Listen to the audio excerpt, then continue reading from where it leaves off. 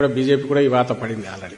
ఇప్పుడు అనపర్తిది తాజాగా TDP candidate ను బీజేపీ కండు వేసి బీజేపీ ఇది ఇస్తారని అంటున్నారు. అంటే ఒక పార్టీ తరఫున నాయకులుగా ఉన్నవాళ్లు ఆ పార్టీ నుంచి ఇంకో పార్టీలోకి డిఫెక్ట్ అయ్యి టికెట్ తీసుకోవడం ఒక ఎత్తు అయితే, కూటమిలో ఉంటామని చెప్పి మిత్రులుగా ఉన్నామని చెప్పి పార్టీకి పేరుకు టికెట్ ఇచ్చినట్టించి మన వాళ్లనే తీసుకెళ్లి దాంట్లో కండువ వేస్తే ఇంకా దానికి ఏం పవిత్రత, ఏం శాంక్టిటీ ఉన్నట్టు, అది వాళ్ళు ఎందుకు భరిస్తున్నారో అర్థం కావట్లా. మరి చంద్రబాబు ఆకర్షణ శక్తి, ఆ మెస్మరిజం ఏముందో తెలియట్లా గాని ఆ పార్టీ జనసేన అనే పార్టీ ఒక్కసారి అందరూ మర్చిపోవాలని చంద్రబాబు గారు కోరుకుంటున్నా అందరూ గుర్తు చేసుకోవడం అవసరం.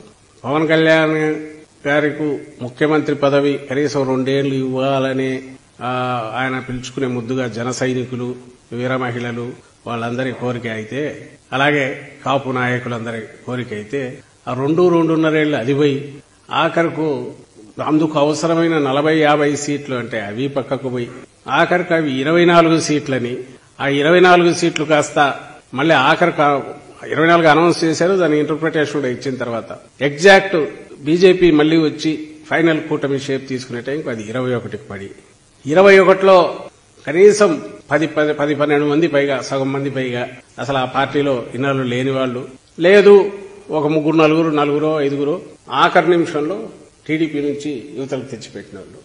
అంటే ఎఫెక్టివ్ గా జనసేనకు చంద్రబాబు నాయుడు ఇచ్చింది 10 సీట్లు. అంటే పవన్ కళ్యాణ్ గారు ఆయన ఇష్టపూర్వకంగా ఆయన అనుకోని పెట్టుకున్నవి అనుకుంటే ఓ 10 ఇచ్చింటాడేమో అనిపిస్తుంది ఫైనల్ చూస్తుంటే.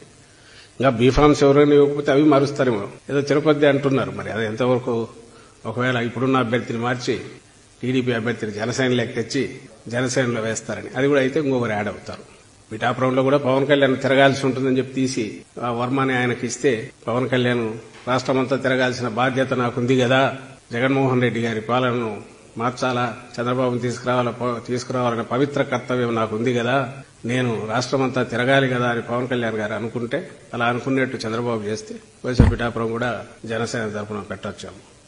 ఎవరిని ఇప్పుడు టీడీపీ నాయకుడిగా టికెట్ కోసం ట్రై చేసిన వ్యక్తిని పెట్టి ఆయన కూడా నుంచి తప్పుకోవచ్చాము. అది ఇప్పుడు బీజేపీ కనిపిస్తుంది.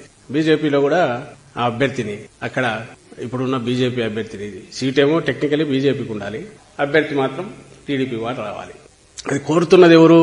వార్తలు వస్తున్న దాని ప్రకారం చంద్రబాబు నాయుడు గారు, వదిన గారు ఎవరైతే బీజేపీలో ఉన్నారో, బీజేపీ అధ్యక్షురాలు ఉండడం కాదు, ఆమె రాజమండ్రి నుంచి పోటీ చేస్తారు కాబట్టి ఆమె పార్టీ అభ్యర్థి అయితే, బీజేపీ నాయకుడైతే ఆ నాయకుడి మీద నమ్మకం లేదు కాబట్టి తెలుగుదేశం పార్టీ నుంచి తన మరిది గారికి చెప్పి ఒకరిని తెచ్చేట పెట్టుకుని పైన ఒప్పించుకునే ప్రయత్నం చేస్తారని అంటున్నారు.